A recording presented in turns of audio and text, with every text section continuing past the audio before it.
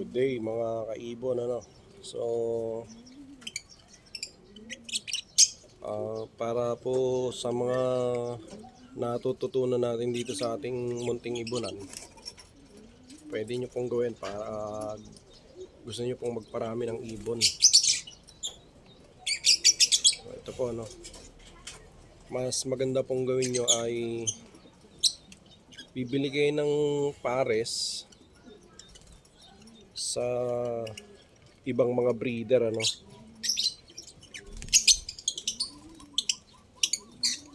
Mas maganda po yun kasi ang ibon po ay nagtatagal ang lifespan niya.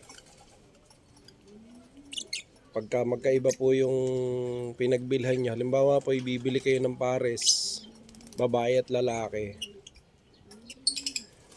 ang maganda pong gawin ay tumingin kayo sa ibang pet shop, halimbawa sa inyong lugar, kumuha kayo ng babae, tapos yung kapares niya ay sa ibang pet shop nyo naman kukunin. So kung babaeng kinuha nyo sa kabilang pet shop, at least yung malayong pet shop, ano, hindi po yung magkatabi lang or magkalapit, para masiguro yung hindi blood related yung mga mabibili yung ibon.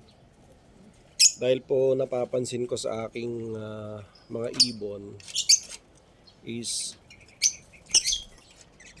mas mahaba yung buhay nila at saka ng mga inakay kapag hindi nag-i-inbreed, ano. Yung inbreed po ay yung magkamag-anak na ibon, yung magkapatid, mag-ama, mag-ina. Ganun pong pagpaparis ay hindi po applicable para tumagal yung lifespan ng mga ibon natin. So sinishare ko lang po ito sa inyo para po may ideya kayo. Kasi napapansin ko rin naman pag mga inbreed ay mahina. So yung mga lifespan nila is maiksi lang. Kaya po highly suggested po, para kung magpapadami kayo ng ibon ay dapat magkaiba yung kanilang mga lahi or yung pinanggalingan. Iba-ibang breeder may ari kasi para po sa lifespan ng ibon nyo, para tumagal po ito at mag-produce ng magagandang ibon. At sa mga susunod na upload po natin ay sasabihin naman natin kung papaano pag nangitlog na yung mga nabili natin. Hanggang sa muli po mga